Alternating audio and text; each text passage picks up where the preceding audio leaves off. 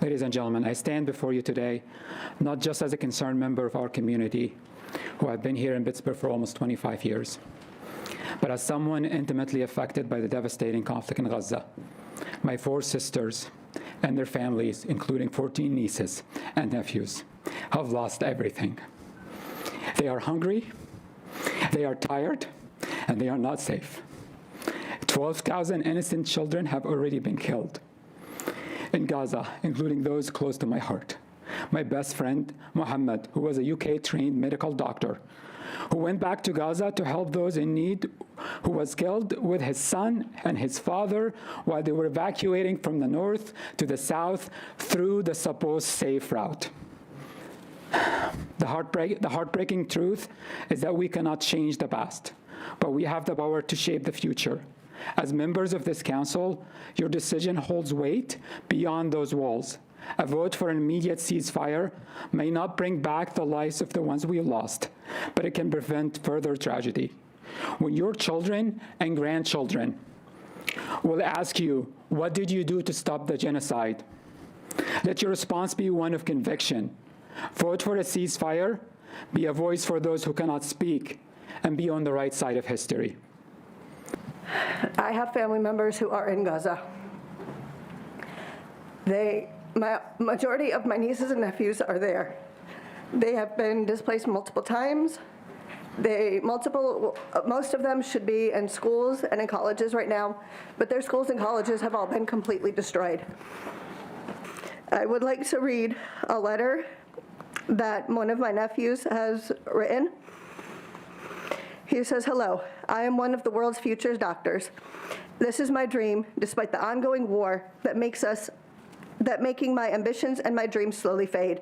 I was one of the top students at the Faculty of Medicine at Al-Azhar University, got an excellent grade in the first year, and was a top student in secondary school. Unfortunately, due to the ongoing conflict, my father's company was demolished by bombs. This was our only source of income. Additionally, university buildings were destroyed and hundreds of students' dreams were shattered. Yet, we still have hope in humanity, even though we are currently living without safe shelter in harsh conditions, with no useful food and no health care." I am a Palestinian American. I lived in Pittsburgh now for 11 years and grown real fond of this city and wanted to call it our home forever. Since October 7th, my family's been impacted personally. We have lots of family members in Gaza because my parents are Gazan, I'm Gazan. My family members have endured quite a bit of trouble since October 7th. And what I mean by trouble is everything from starvation, forced displacement, thirst, no medical supplies, and indiscriminate bombing, and where they reside and live, which have caused them to lose their lives.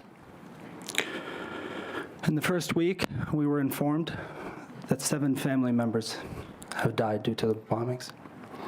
The second week, we lost another one person.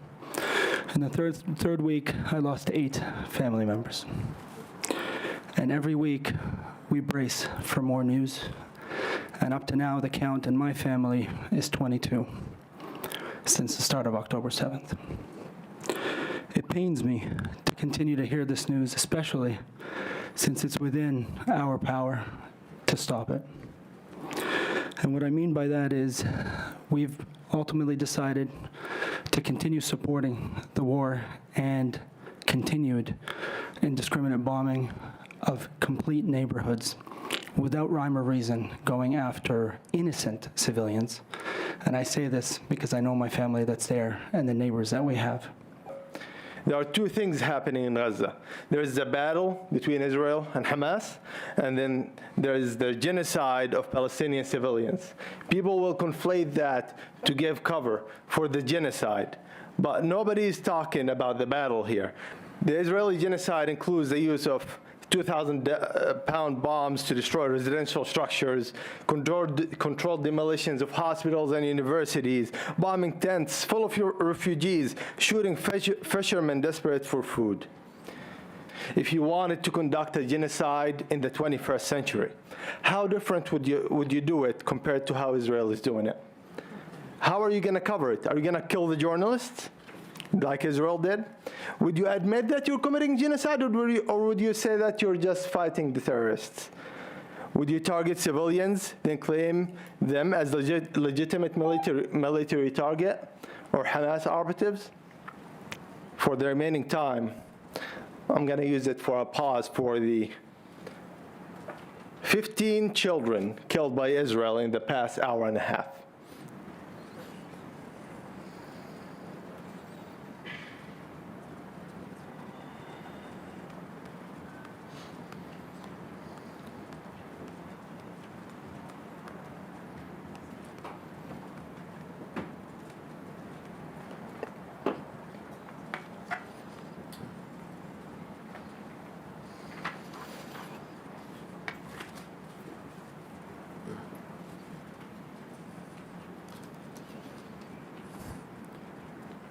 See my humanity.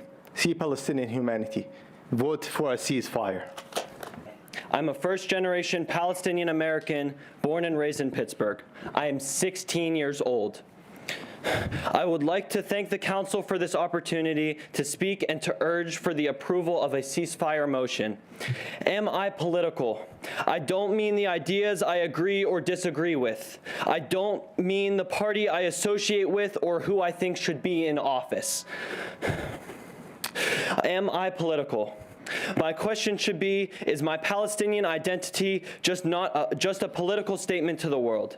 As I am Palestinian, am I as a Palestinian covered and shaded by what the world thinks is a touchy subject? Do my name, my curly hair, my love for my grandmother's grape leaves who is still in Palestine today, get pushed aside when the word Palestine comes up or when someone says, well, that's anti-Semitic? Asking myself these questions, I feel ashamed. I feel ashamed because I know that my life and my family's identity are not just touchy subjects. The only thing that makes me feel more ashamed is that while I'm the target of racist remarks, or when I get questioned on why I wear a shirt that says Palestine and how I shouldn't wear it because it is a political statement, I feel sad when my city, my state, and my country cannot recognize that what Israel is doing is not political. It is a human rights and humanitarian issue. I urge you to realize this. Children are not terrorists and teachers are not operatives. And for my city, the city I was born and raised in, to say genocide is not political and that genocide is unacceptable makes me know that my identity as a Palestinian is not political and that we are accepted. President Katena, you have mentioned that this council are no experts at geopolitics, but this is not just a geopolitical problem. It is as local as it gets. Over 600 letters from across the county and 90 speakers tonight come here for the council to listen and to act on a proper ceasefire resolution. Council members, thank you for your time, and we urge you to do the right thing. Vote yes to a ceasefire resolution. Remember that my identity is not political, it is Palestinian.